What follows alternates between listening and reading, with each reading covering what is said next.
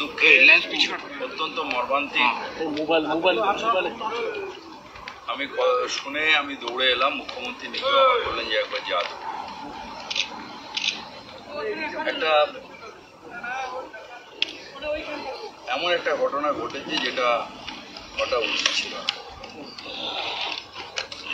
এই discharge water যেটা ফ্যাক্টরিগুলোর থেকে বেরোয় সেটা এসে ম্যানহোলের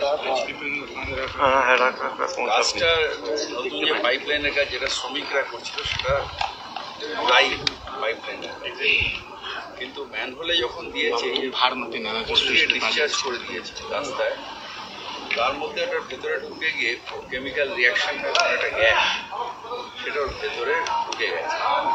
ওকে একজন শ্রমিক মারা গেছিল, তাকে বাঁচাতে গিয়ে আরো তিনজন আরো দুজন লাগলো, মানে তাকে ওঠা থেকে আরো দুজন মারা গেছে, তিনজনই মারা গেছে।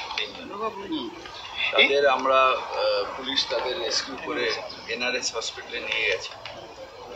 আমরা ওয়েট করছি তাদের আসার জন্য।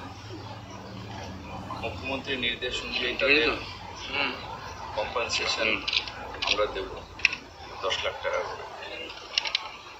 কন্ট্রাক্টরকে বলেছি যে ওখানে যেতে, বাড়ির লোকেরা আসলে ওটা পিএমডি করে যা করতে হবে। আর আমাদের থানার বড়বাবু আছেন, উনি এখানকার ওই রিপোর্টটা দিয়ে ওটাকে পাঠাতে হবে।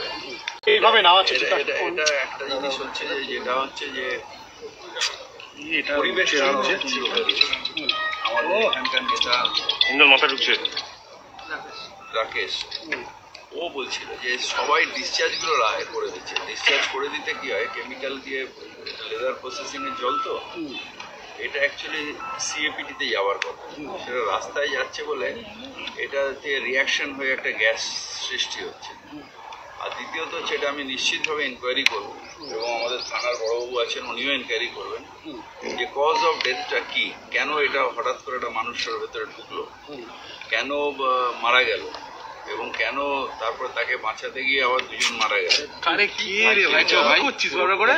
কোনো মানুষ তার মৃত্যু আইডেন্টিফাই মানে কারণটা জানা যাবেন, এটা হতে পারে।